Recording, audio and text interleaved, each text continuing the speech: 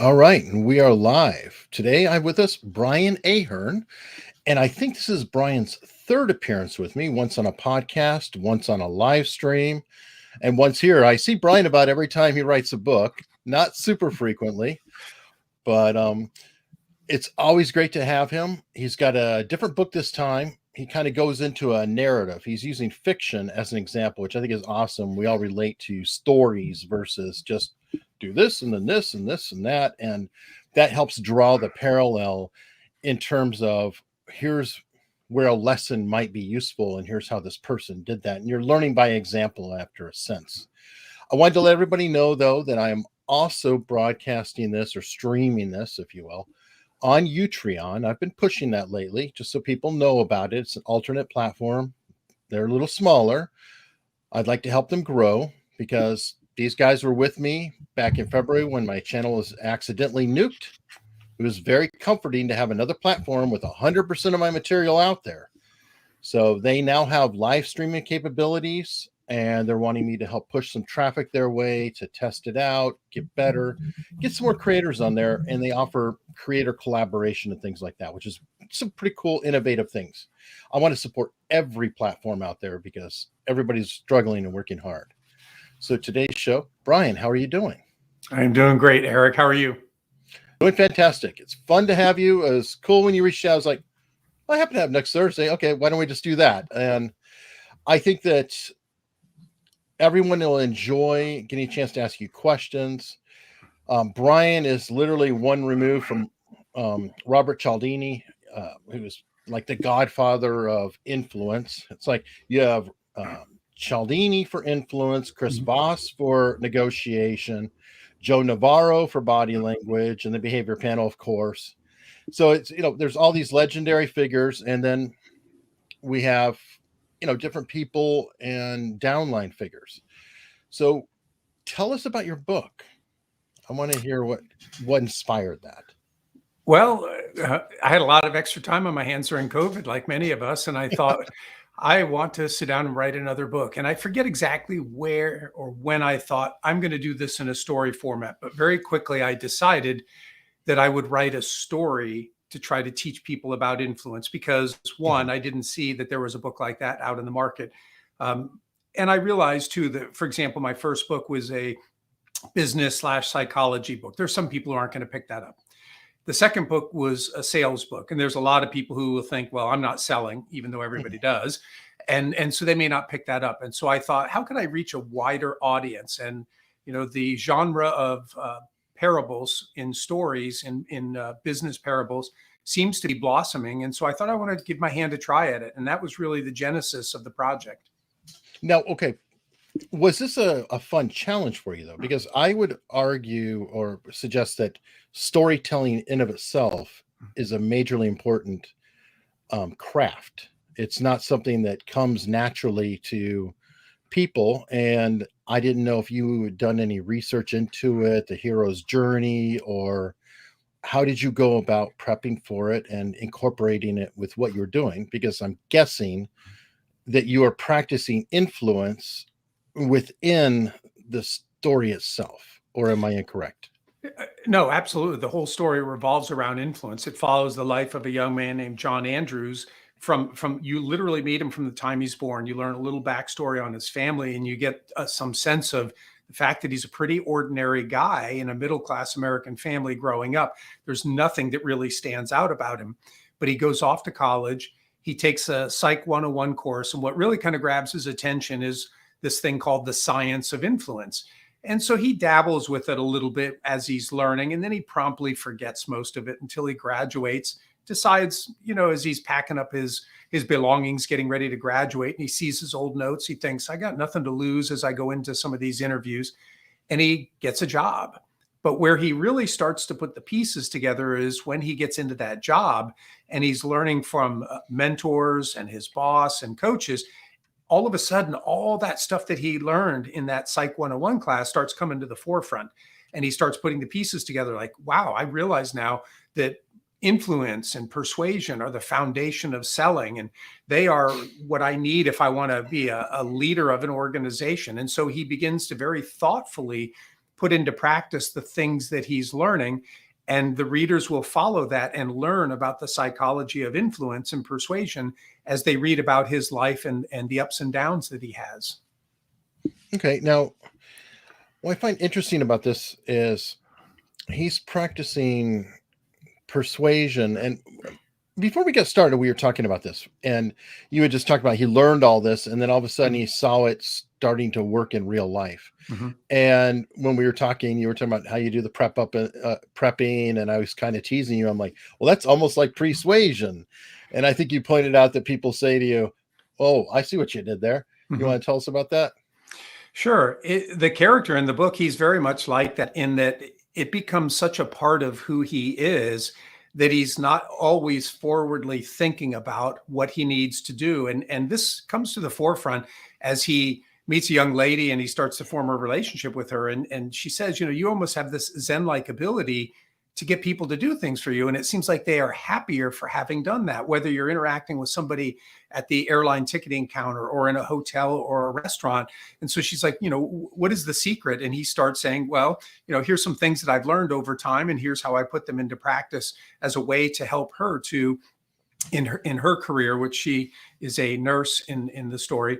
But she's got to interact with people from hospital administrators to doctors to people who are just the patients and are emotional and upset. And she starts to realize, if I learn this, I can be better at my role and my days are going to be a lot nicer. So that really comes to the forefront, that it just starts becoming who he is. And it becomes natural because he uses his own verbiage and his own style with it. He's not trying to be anybody other than, his name is John Andrews, other than John Andrews. Okay, well, and yeah, and that makes sense. I mean, I'm Eric. I'm doing a show.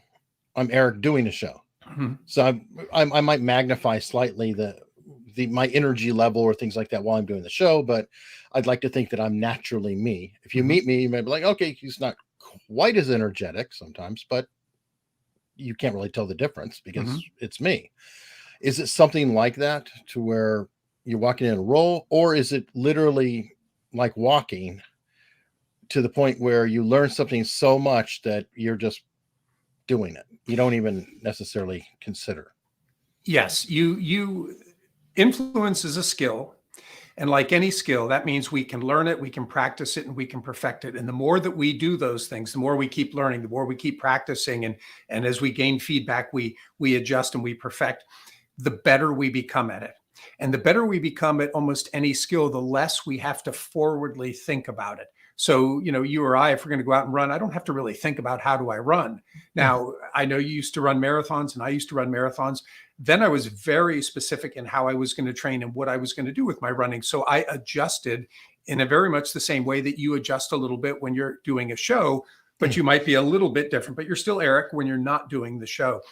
And I think that you see this throughout the book too, that when John is going into some important meetings, he becomes very strategic about, what is going to be the game plan and how am I going to approach this? And what is the goal that I have here? What principles could I maybe bring to bear that might make this easier? So it's a duality of, it really is just becoming who he is, and it's natural, but there's also a very intentional part. Now, how do we, and this is something that I'm sure you're probably exhausted from hearing, but it's just naturally going to come up. How do you bridge the gap between persuasion and manipulation? Because there's a spectrum there, and they both technically are in the same path. Right. When I talk about the difference between influence and manipulation, I always say that there's three things, and this is highlighted in the book too, but three things have to take place if you are going to be an ethical influencer. The first thing is that you have to be truthful in what you're saying. And it's not enough, Eric, to just tell the truth. You never hide the truth. Because if you withhold information that would materially impact the decision-making, you're not being an honest broker at that point. The second thing is that you're only using the psychology, the principles that are natural in the situation that you find yourself in.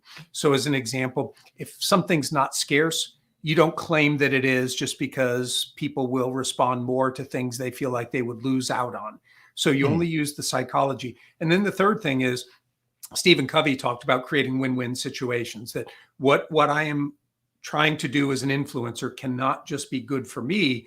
It has to be good for you too. And one of the ways that it's phrased in the book, John learns as he's negotiating and buying a house, is the realtor says, I always felt like a fair deal is good for you, good for me, then we're good to go. And that's what I really want people to recognize. If what I'm putting on the table, what I'm asking of the other person is good for them, it's okay that it's good for me too. Then we're both winning. Then we're good to go. Okay, so as an example, and that kind of brings us back to the first one. So I'm hearing two things, liking and scarcity, both kind of rolling in. Liking, when you meet somebody, if you genuinely try to find a reason to have a rapport, like find something about them, whatever it is, to say, hey, oh, that's interesting. And, and being genuine, like, oh, that's an interesting shirt or whatever it might be. Or where are you from? Oh, I have a cousin there. And hopefully you do have that. If you don't, whatever that mutual interest is, you go out of your way to find common ground and a way to like them genuinely. Is that a good way to explain liking? Yes. When you're beginning to learn this principle of liking, that people prefer to say yes to those they know and like, the easiest way is to tap into things that you find you have in common, similarities. And as you point out, it could be where you grow up, the team that you cheer for, the pets that you have in common, anything like that starts this reaction where it makes that other person like you a little bit more. But what John learns in the book, the secret to this isn't about me trying to get you, Eric, to like me. It's about me doing what I can to like you. And he discovers this as he spends time with a sales rep, when he is in a mentoring position still in his new role. And he sees that this individual named Ben, who is patterned after a real friend of mine, Ben Blackman, he notices that Ben's customers love him. So he says, what do you do to get people to like you so much? And the guy's kind of coy and he says, well, I don't do anything. And John's coming back and saying, well, of course you do something. It's apparent they really like you. And he goes, nope, never did anything to try to get someone to like me. And so John's a little frustrated and he says, well, then I just don't get it. How is this happening? And then he reveals the secret, which is I do everything I can to like the customers, the people that I'm with, and they just naturally respond to that. And the very same things that'll make you, Eric, like me, will also cause me to like you. So I can talk about where we grew up, and I can talk about the pets that we both own or the hobbies that we have in common, but not to get you to like me, but so that I convince myself what a good person you are. And that's what you start to respond to. And that's what brings it to a whole different level for John as he learns this very early in his career. Now, this is pretty similar, and correct me if I'm wrong, to Dale Carnegie. And the way to have people be interested in you is be interested in them. If you are interested in other people, it'll naturally be reciprocated. Right. And that seems to be a similar principle, or am I stretching? Well, a lot of the principles cross over. So when I'm doing something which you perceive to be for your benefit, I'm really trying to get to know you. You can tell that I like you. Reciprocation starts coming into play as well as liking. And so it is very natural for us to like the people who like us. It's just natural for us to get back the form of behavior that we are first giving. But what's interesting with reciprocity is so many people try to engage it as a give to get. Right. I'm going to give you, I'm going to help you, Eric, just so I can get you to do something for me. And while that can work in the short term, it's not something that long term is going to build relationship. But what John discovers early on too is the more I come to like people, the more I genuinely want to help them. So then it changes his giving. And the reciprocation that he starts noticing isn't because people feel obligated to give back. It's because they want to give back, because they appreciate this person who is so genuinely interested in them and is doing whatever he can to help them better the situations that they're in. And those are subtle differences, but they make all the difference when it comes to really building relationship with people.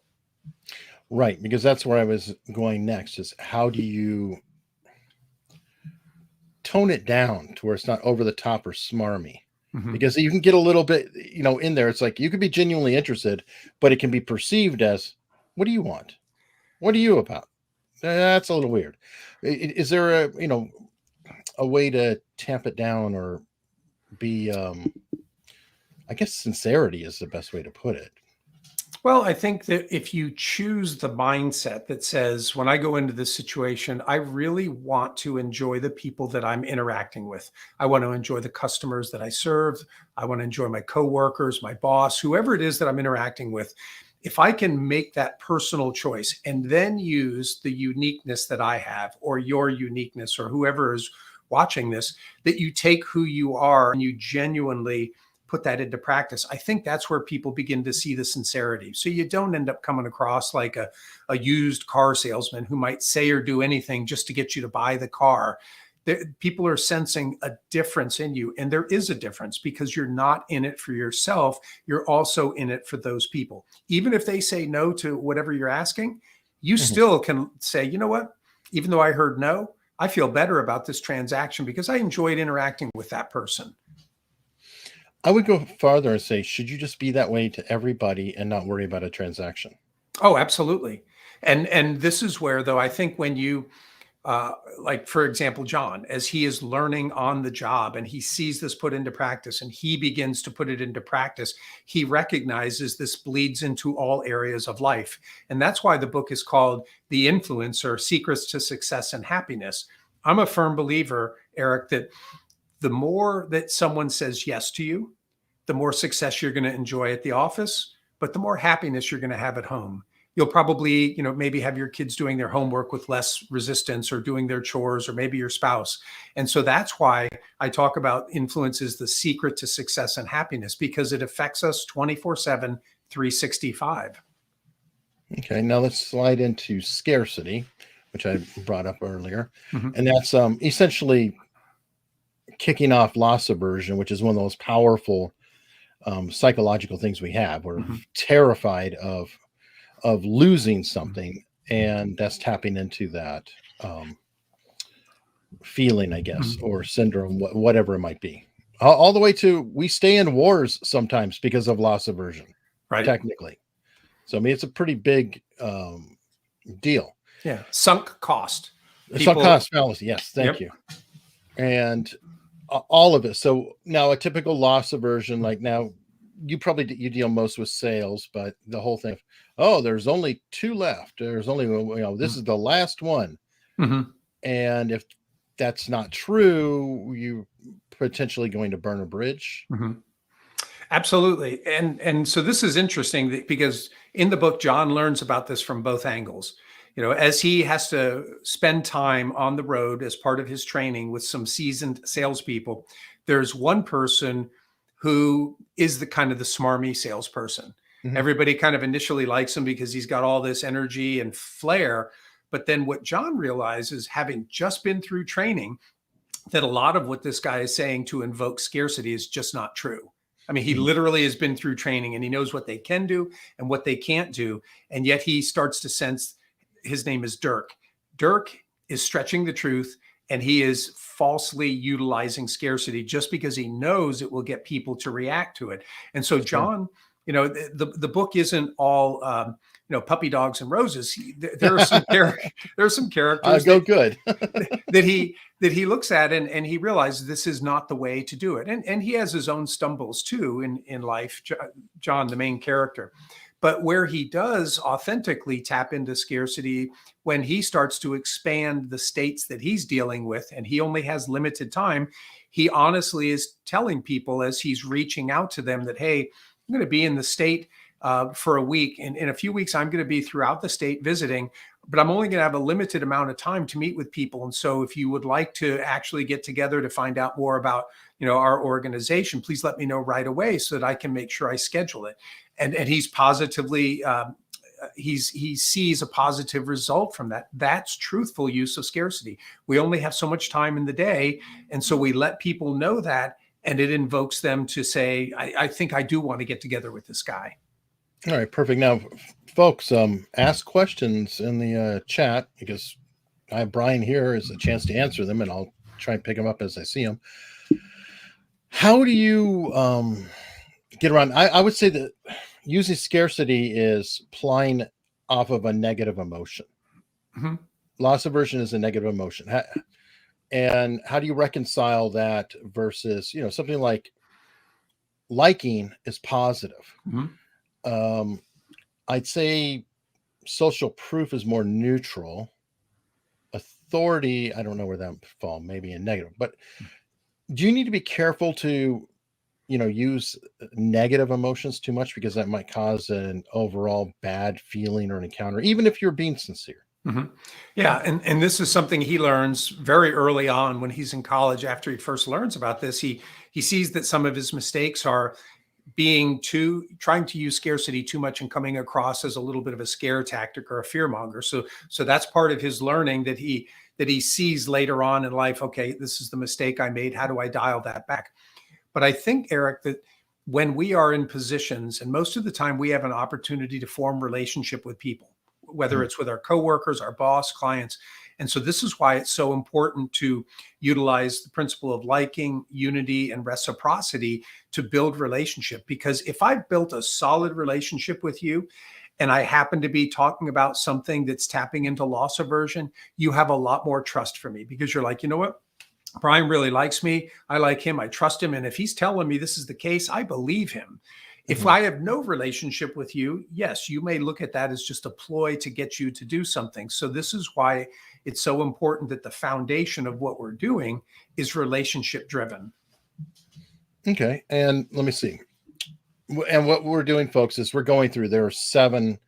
There was originally six psychological principles. Now there's seven with unity added. And essen- essentially reciprocation, liking, social proof, authority, scarcity, consistency, and unity. And yes, I'm using notes. I don't have them memorized like Brian. I'm sure Brian could probably say them in backward, forward, different orders, come up with an anagram, or a phrase to get them out and everything else. But I do find it interesting. Now, one of the principles, it's I think also very, very powerful, going with Chase Hughes, who's part of the behavior panel.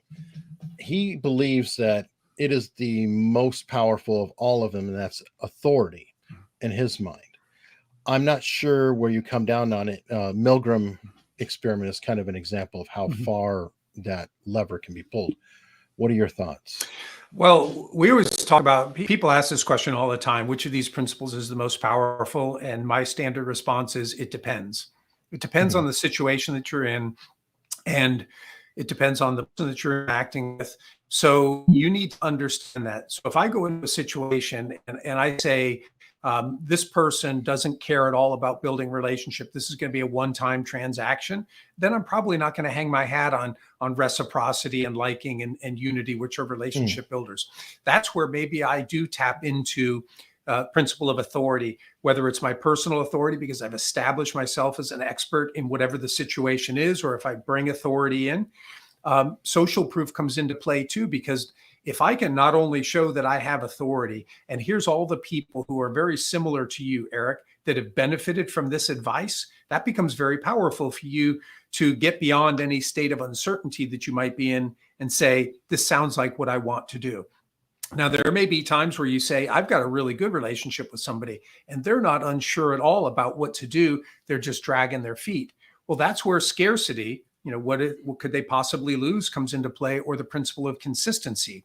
If I've asked the right questions, so Mhm. they've made some public commitments to me, and I hearken back to that, that makes it much easier for somebody to say, well, if I said that or I put that in writing, yeah, I want to be the kind of person who does what I say. And so they follow through.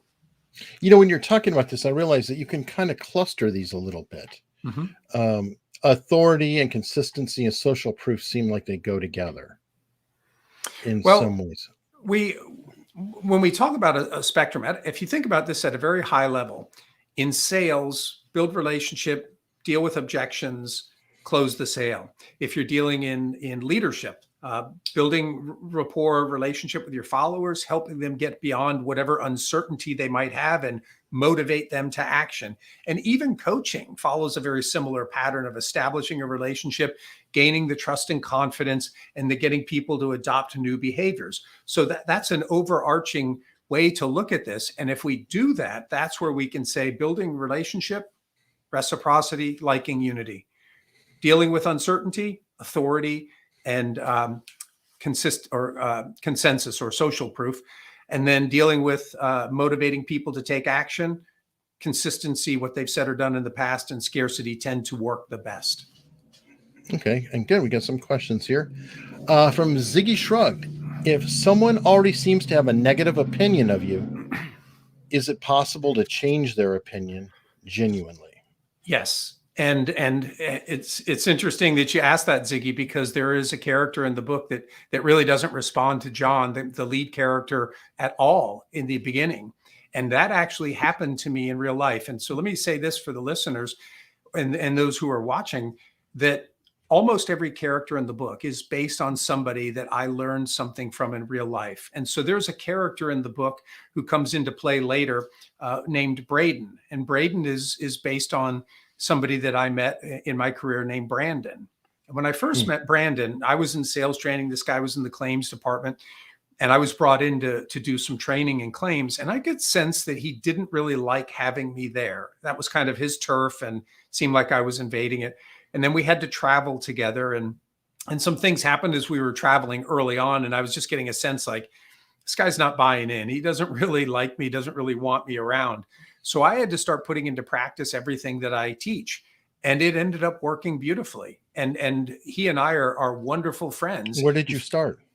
Where did I start? Mm-hmm. It was interesting that we were at an airport in Minneapolis, and I went to Starbucks, and he's right with me. And I get my drink, and I said, "Can I have one of those green sticks that you put in your drink?"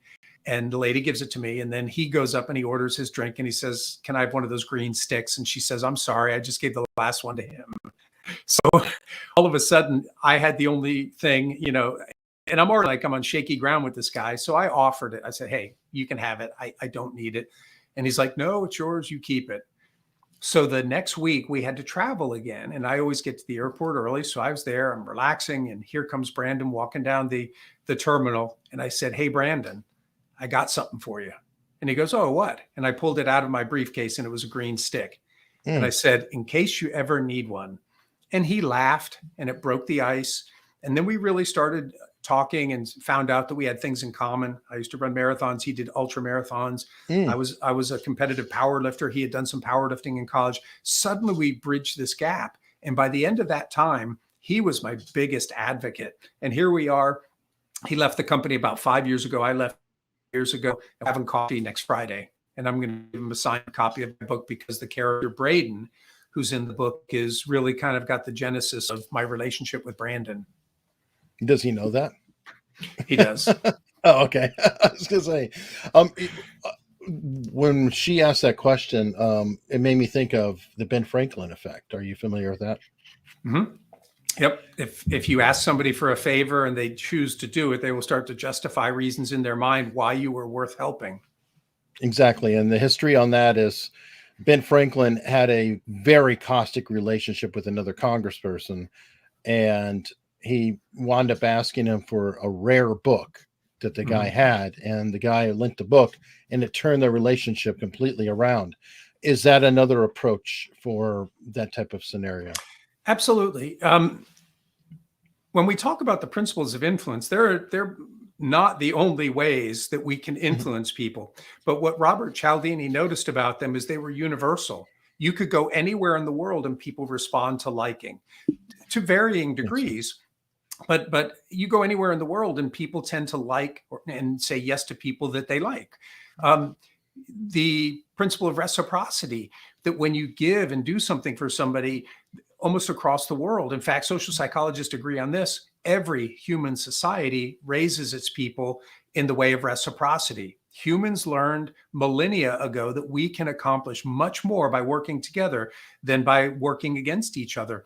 So these principles are across the board, but there are certainly other things that we can do that influence people's thinking and ultimately their behavior. Persuasion is a very good example of that, where there might be things that we say or do before we ever try to influence somebody that puts them in a frame of mind that makes it easier for them to ultimately say yes to us. Give me a quick example of that. There's a great example, a study that was in the book. And it was people would go into a grocery store and they were greeted by somebody. And that person, like if you came walking in, Eric, I might say, hi, I work for a marketing firm. We represent ABC Company. They've come out with a new type of pop. And we're asking customers, if you're willing to give us your email address, we'll send you an email with coupons for free samples. Mm-hmm. And in that straight up ask, 33% of the people responded by giving their email. At a different time, 75% of people, 2.5 times more, said yes to the exact same request. The only difference was when you came in, the first thing that I would say is, excuse me, do you consider yourself to be adventurous, the kind of person who likes to try new or different things?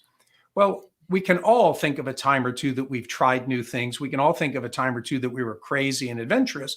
So as you might imagine, almost every person said yes to that.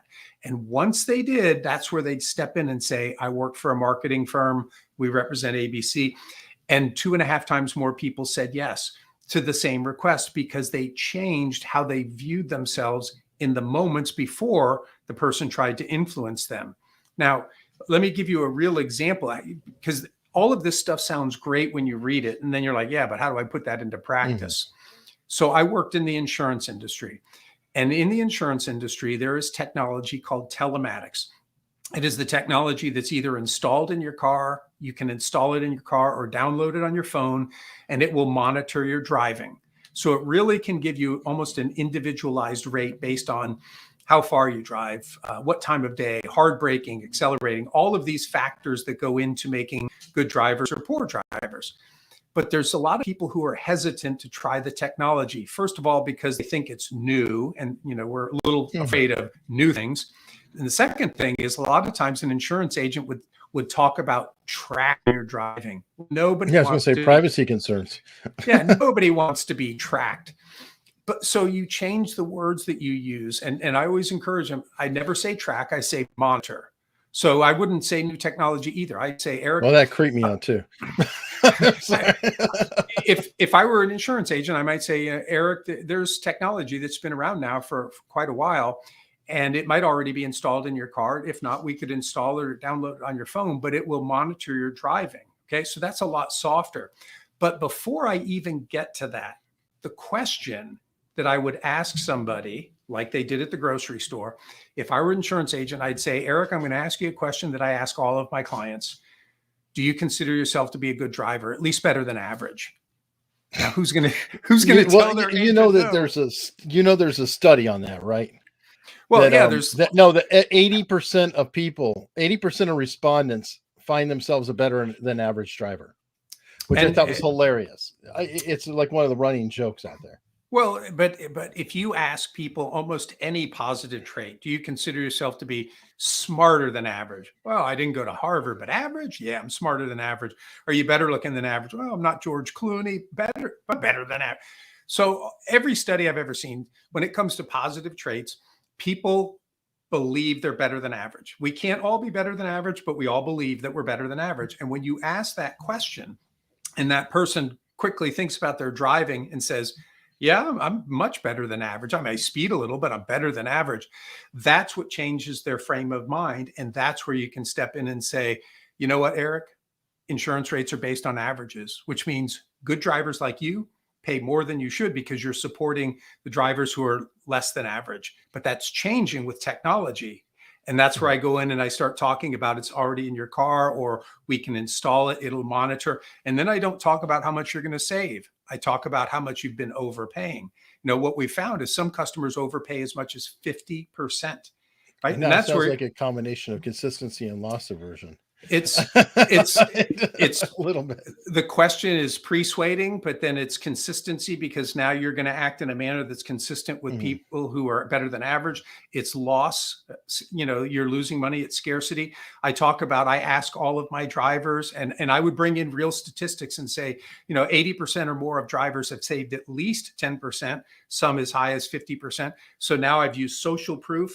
If I've done this for a while, I'm going to defer to my authority. And I might say, Eric, I've done this for more than 30 years. And I recommend to all my clients. Right? So now I brought authority into the mix.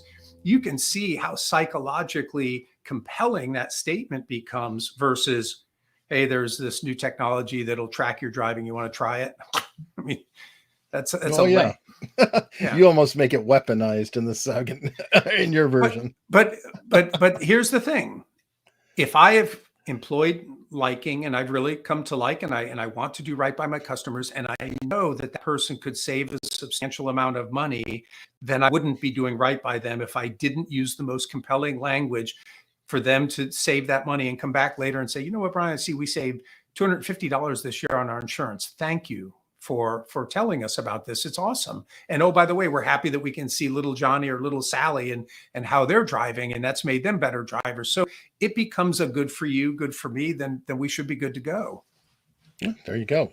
Okay, question from Gavin. And negative again. What's up, folks?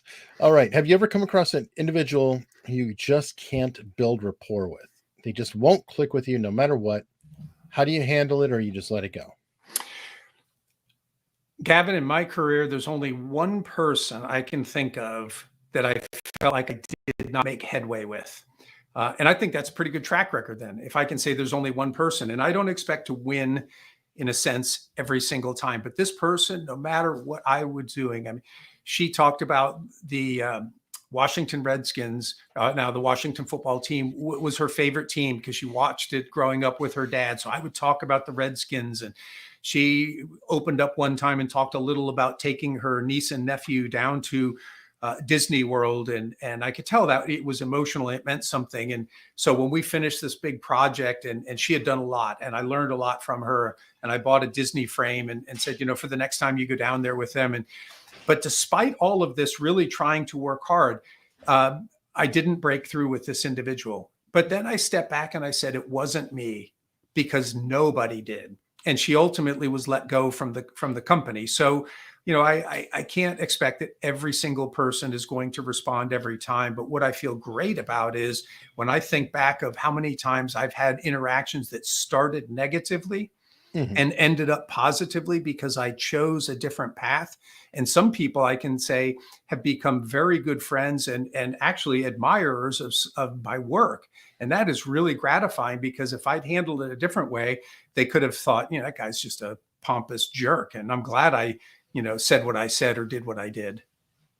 You know, and maybe I'm projecting or making an assumption, but I've personally found that a lot of times the people I'm most caustic with to begin with, or I have the biggest issues with, like you mentioned your friend Brandon, they turn out to be a lot more like me than other people. And I sometimes wonder if that might not, you know, kind of factor into it. It's like once I get past that fact, it's like, oh, we actually have a lot in common.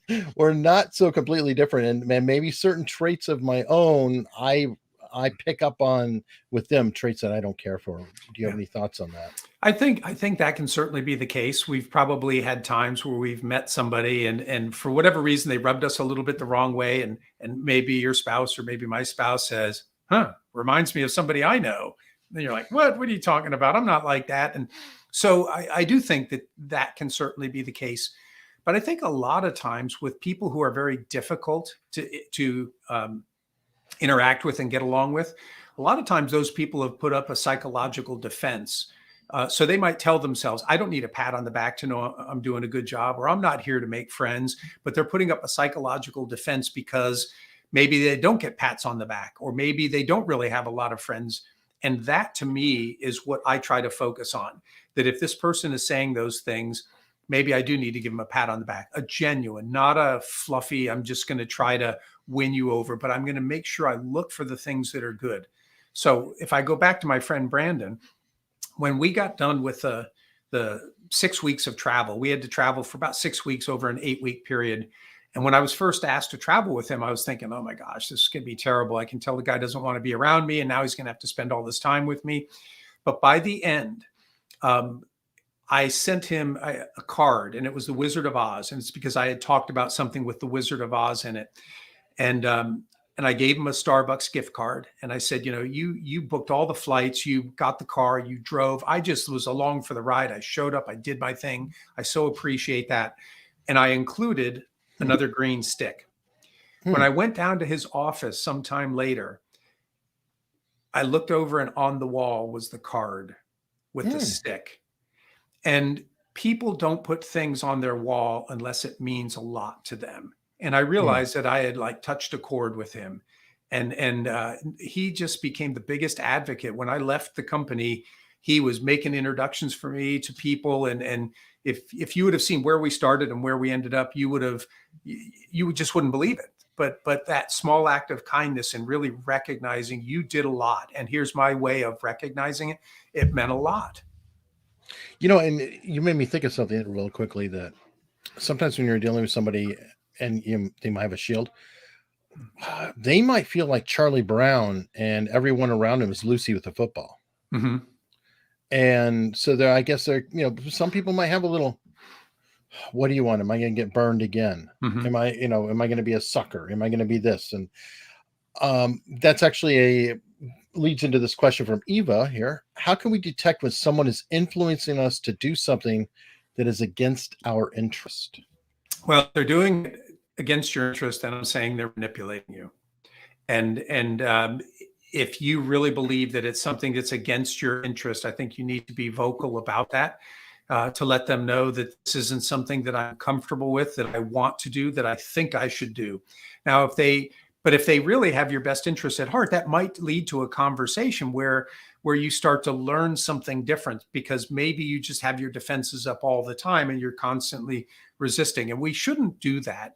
I do think that the world works a lot better when we go into situations and say, unless I'm proven wrong, I am going to assume this person has a good motive. And I'm going to operate from that perspective, rather than everybody's out for number one and they're all trying to get just what they want at the expense of other people. I don't think the world operates really well when we all take that position. And in fact, it's great that we're talking about this, because John, towards the end of the book, actually is giving a speech in front of employees about the need for trust after trust had been breached by somebody. Okay, well, just make sure I get it covered. I do think she's asking, though, if there's any warning signs or triggers or something like Okay. that. Like, and I'll just throw out an example.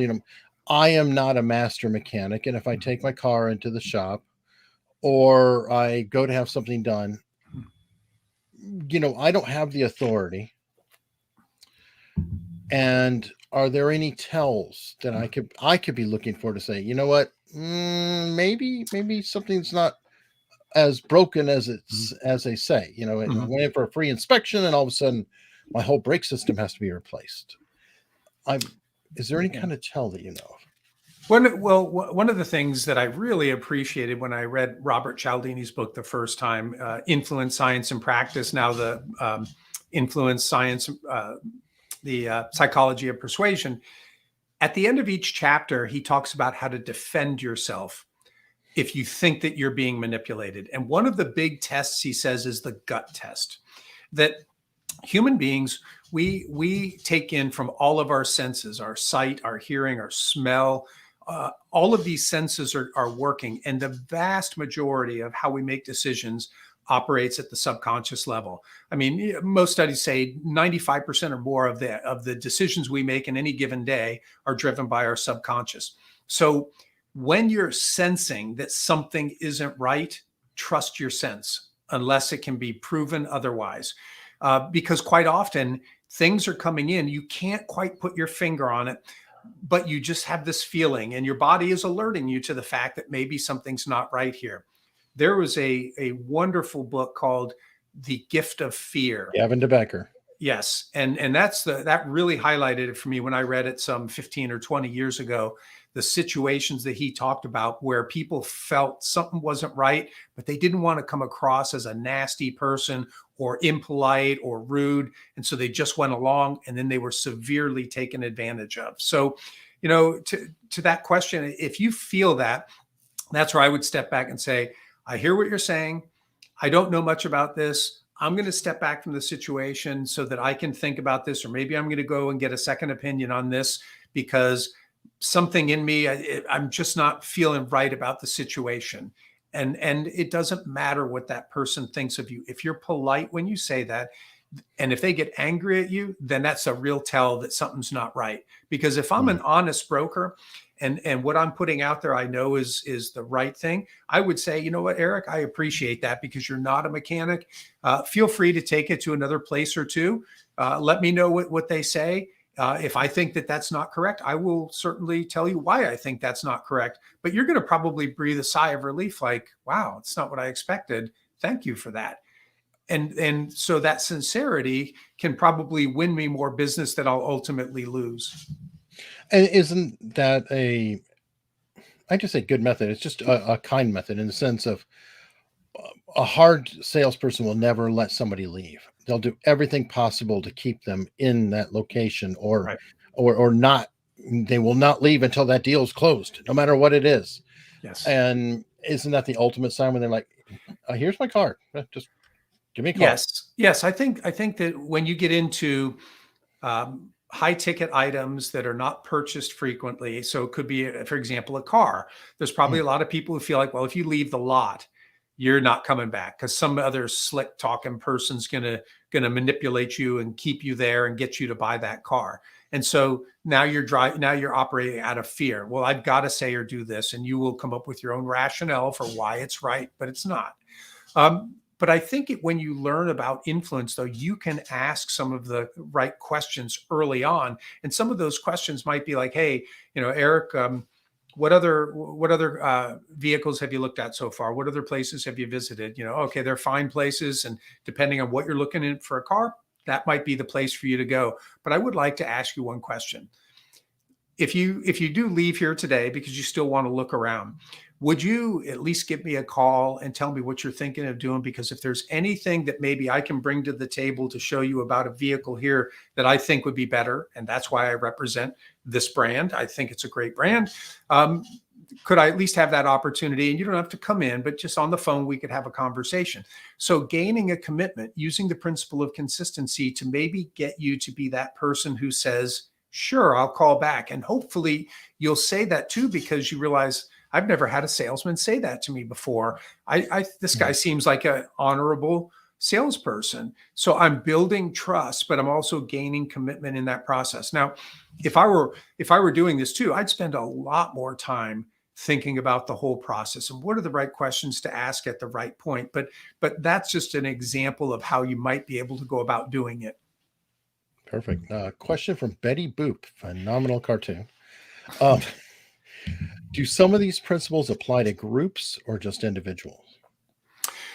Well, I mean, they apply. They all apply to individuals, first of all, because human beings across the planet respond to these. Again, as I said earlier, some respond more.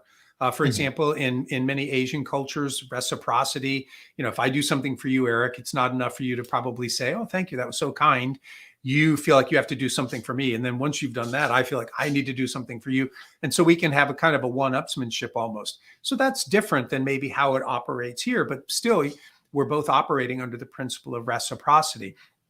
When it comes to groups, influencing a group can be very difficult because you can have such a variety of people with a variety of backgrounds, goals, and things like that. But I think that when you're trying to influence a group, you're not looking to get 100%. You're probably looking to gain a good bit of the majority or more if you can, because that might be what you need to get the okay to go ahead and move forward. So still thinking of the framework about the building relationship, dealing with uncertainty and motivating to action. How can I bring that to bear for that group Mhm. so that they all have a sense of, I feel more confident because social proof. Here's other organizations that are utilizing this product or service. And, this guy certainly seems to be an expert, or he's brought in a lot of expert advice for this. I feel confident there. And then talking about scarcity and consistency to move the group to action. So I think that's how you want to think about it. You'll almost always have some people who are dissenting. It's just human nature. Do you, as a possibility too, do you pick a couple people out and direct more to them individually, assuming it's going to relate to others just naturally? Yes. So great question, because understanding who the decision makers are then you certainly want to play more to the decision maker. If decision makers are so busy that they're deferring to other people who are going to inform them, and you understand that, then those are the people that you are really focusing your efforts on. When you have an opportunity, so here's an example from my days in corporate America. When I was working for the insurance company, quite often we would have these events where we'd bring agents in. So maybe we were going to have 2 or 3 dozen agents come in to learn about the commercial insurance products that we were utilizing. So it's very specific about really bringing them in because we see potential and we want them to sell more of the commercial products. But we wouldn't just talk about that. We would talk about the sales opportunities that we had, the training, et cetera. So I usually had to get up and talk about some of the offerings that we had in the sales department. And one was a training program for customer service reps. Now I could stand there in front of that group and tell them till I'm blue in the face what a wonderful program it was. And we heard it was, and we knew that it was, but that would never be as effective as having an agent who'd put people through the program vouch for us. So what I would do, being strategic about influence, when I would see the guest list, I went into the agency management system and I found every agency that had put people through the training. And I might call you up, Eric, and say, hey, Eric, this is Brian Ahearn with, yada, yada company. And I know you're coming in for a program that we're going to be putting on. I noticed that you put some CSRs through the training program that we offer. How was that? And every time it was very positive. So you're coming back and telling me what a great program it was. And I'd say, you know what, Eric, I think it's a great program too. But I know that if I stand in front of that group and tell them that it's the best thing since sliced bread, they're not going to believe me because I have a vested interest in this. But would you be okay standing up and sharing your experience with the program? I never had an insurance agent who wouldn't want to stand in front of their peers and talk about what a great job their agency was doing or how the company helped them. So I would just get 2 or 3 advocates. And then I would get up and I would start my talk and I'd say, before I go any further, you guys, ladies and gentlemen, you all know that this is our program. And so we're biased and we think it's great. So I want you to hear from some agents, some of your peers who've been through the program. Eric, what was your experience? Alice, how was it with your agency? Joe, what was it like for you?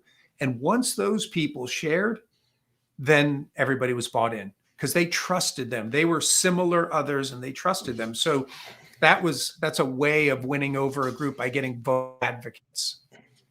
Boy, I guess I have a dark mind, but you triggered some thoughts immediately.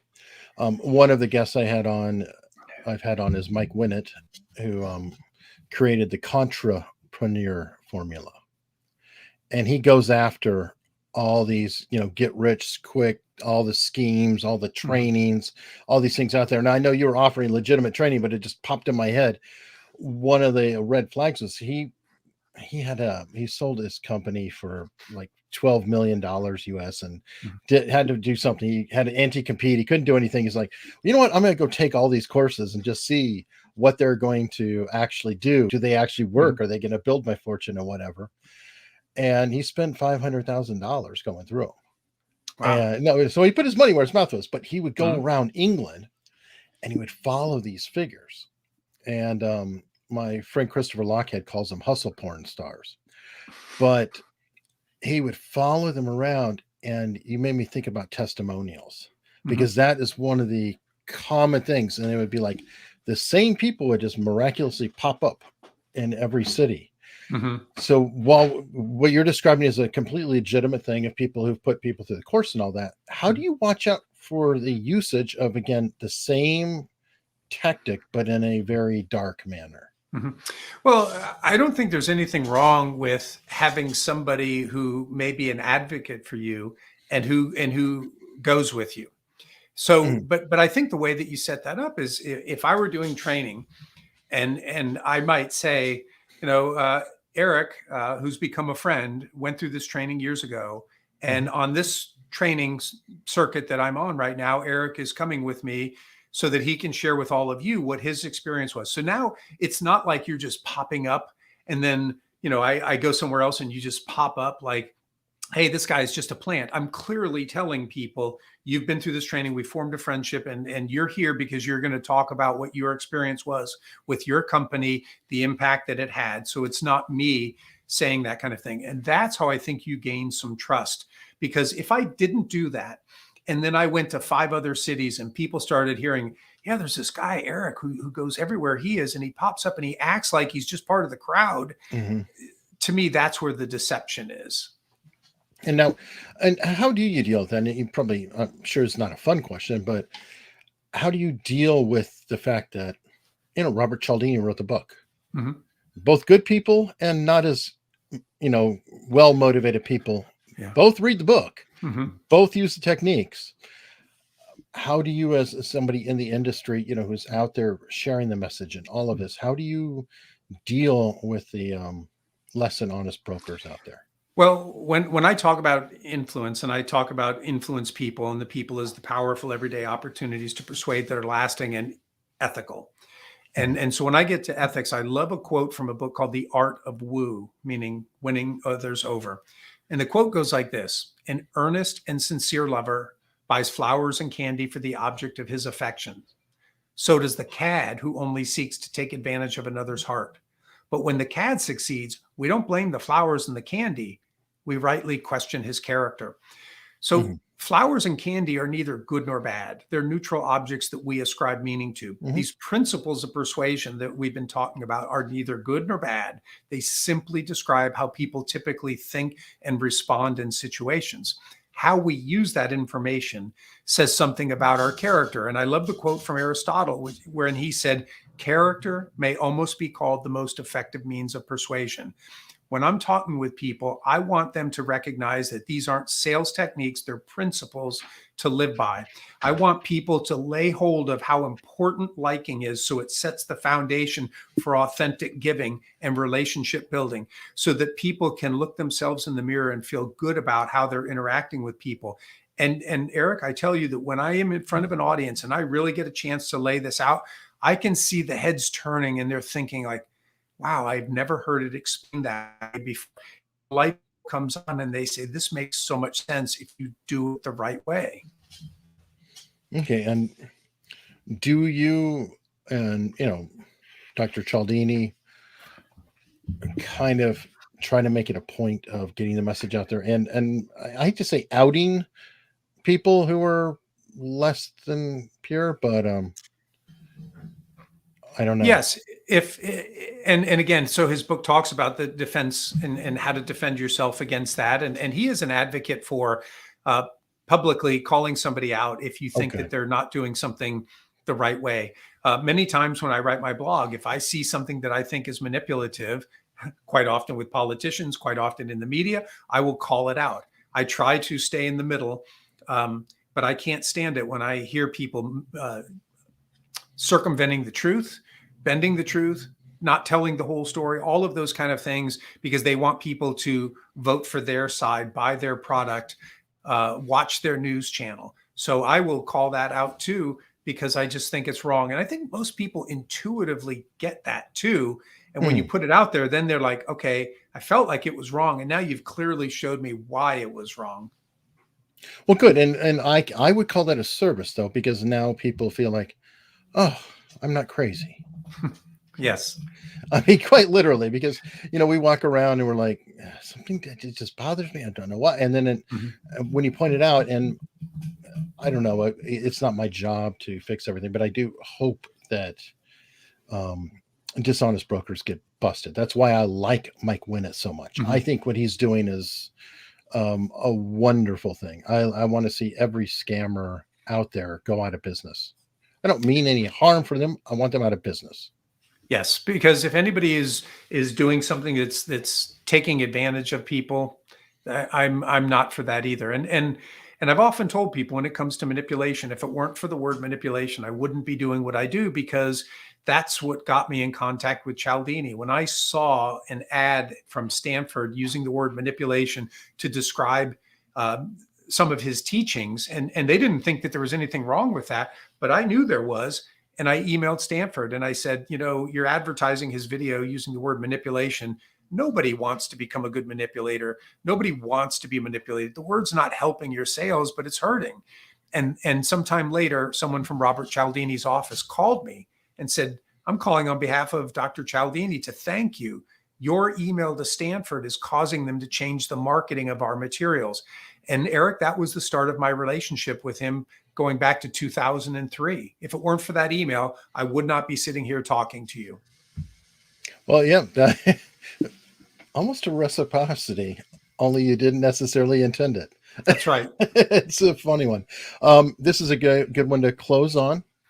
Brian, do you work with smaller companies, and how can someone reach out to you?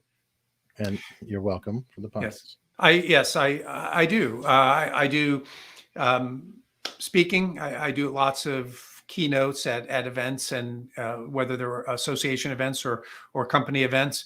I do training. So we have single and multi-day workshops that I do. Sometimes an organization might say, hey, we don't have enough critical mass to do a training. Would you consult with us? Here's what we're doing. Would you work with us to help us be better at that? And then the other is coaching. Sometimes I just get people who say, I don't have time. I don't want to go to some kind of workshop, but I want one-on-one time with you. And so I coach people. So those are the ways that I work with people. And to the question, what I would say is connect with me on LinkedIn. I publish a lot of stuff there. You see my background and everything. And then certainly my website, which is influencepeople.biz. Either of those ways, you'll easily be able to contact me, and I'd be happy to talk to you in detail. He's very responsive. I mean, I don't think I've ever waited too long. Okay, I got one more question and I'll wrap it up. But okay, it's a good one here. In the age of the internet, do some techniques work better through text than when you have communication in person? I think what people like about text is if it is their preferred communication method and you're catering to what that person says they want, I think that is a very positive thing. But there's still a downside to that. There's lots of research, and I'm reading something about this now, that it's harder for people to know when you have face-to-face communication. And the further removed from that you are, the easier it is for somebody to potentially say no to you. So being together with somebody is always best. I think Zoom or equivalent platforms, being able to see people would be next best. Actually talking with somebody. So there are levels of communication, and text falls farther down there. But I do find text really important for just quickly getting a hold of somebody. There have been many times where I've sent multiple emails, and then finally I'll shoot somebody a text, and they will respond to the text because it's so quick and so easy. So just always be thoughtful about the communication that you're using, and you're not going to put into a text what you would into an email. So you have to be thoughtful about what is the intention of this text. Is it just to get a phone call back? Is it to get an answer to an email? Then that's probably the preferred way to go. Perfect. And text is also good for random. Oh, hey, I know you like the Rams. I just saw this player at the restaurant. And Yes. that's just a drop message, no need to reply. Just, hey, I was thinking of you. Bye. Yep. I had great conversations with my daughter over text when she was growing up, because she wasn't going to talk on the phone, but she would text me all day long, and she would text me about things that were happening at school or how she was feeling about something. So, you cater to the audience, you figure out how to leverage it. I'm sure that people, back in the 1900s when the phone came out, well, does that stuff work on the phone? In the age of television, does that stuff work on the internet? The method of communication has changed, but the psychology is still the same. And I actually have a confession on that. I did not understand the value of a text for years, and I hated them. Mm-hmm. So my natural inclination was I didn't like them. I thought that just what I need to be typing all the time. And I don't remember how it happened, but somehow I had to deal with texting somebody, and I realized that, I could receive a text and it's not interrupting my dinner. Mm-hmm. Oh, if I'm in a room and the phone rings, it just stops everything and it's jarring. It's like, okay. So there's a lot of things out there that exposure, I guess, makes life better. So, Brian, thank you so much. Thank you, Eric. This was a lot of fun. I really, really enjoyed it. And I loved the free form answering the questions. Awesome. We'll have to do it again. Maybe we won't wait till your next book comes out. Well, the next book I'm working on won't be influence related. I am working on something. So anytime you want to have me back, I'm happy to come on the show. All right. Thanks so much.